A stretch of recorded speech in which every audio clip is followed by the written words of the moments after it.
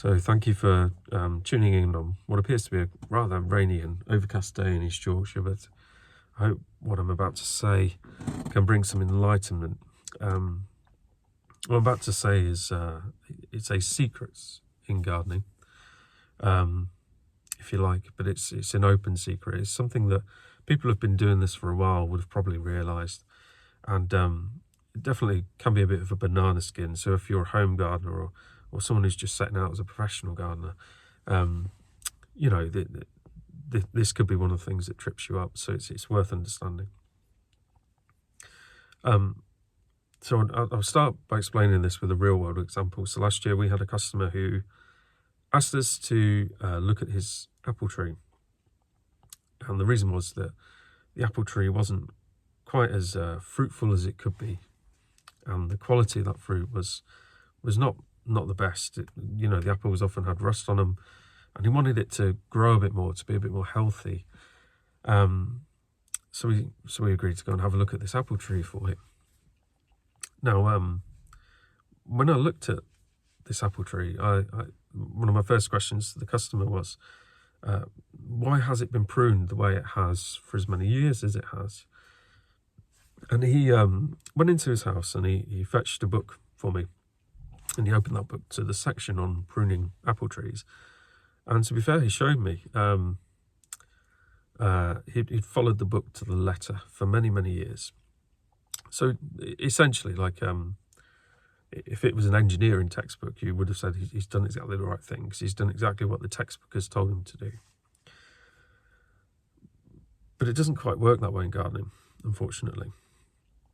So what I did to illustrate the point is I went into the van and got 2 of our gardening manuals, and I brought them into his house and opened them to the page for pruning apple trees. And I was able to show him that in all 3 texts, there was a slightly different take, if you like, on how to prune an apple tree. I think the customer is quite taken aback by this. It was, I think, maybe a moment of realization that, you know, different texts in gardening might often say quite different things about how to successfully do something. So how do we operate successfully as gardeners?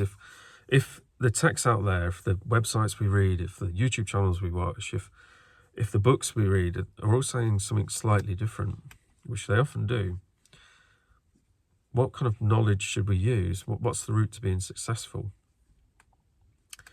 Well, I'm going to explain that now, and hopefully this will be of some help.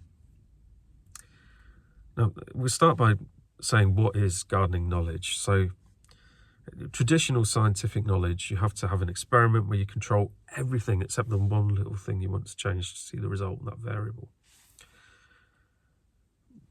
To do that, we need to be able to control everything in that experiment. Okay? But practically speaking, you can't do that in something like gardening. So taking this example, if you had like a field full of apple trees, do you think you could practically control the amount of water that every tree received? You know, considering that the climate in that field is going to be different at each different point slightly. Would they all be subject to the same diseases? Would they all be subject to the same amount of sunlight? Would they all be subject to the same amount of pests? Would the soil they're planted in be exactly the same for every single tree? No, you can't control all these variables practically in a gardening experiment. So what do we read out there? Well, there are some very good studies. There are some established principles, things about gardening knowledge, like the basics that we do have to know. But we have to be aware of the fact that a lot of the studies we read are statistical studies. They're like population studies.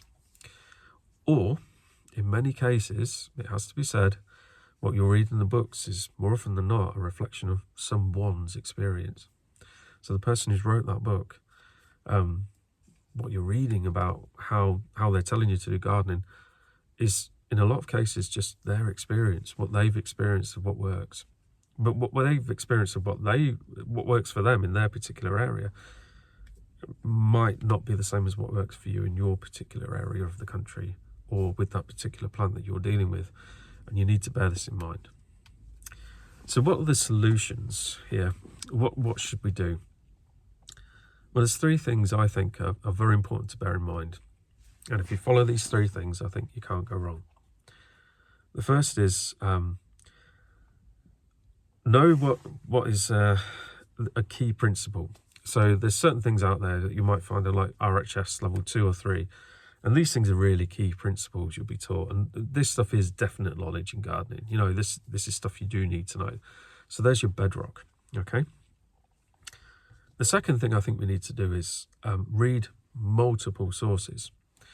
So don't just make the mistake that some people do in their first year of only ever relying on one website or one book for all your knowledge.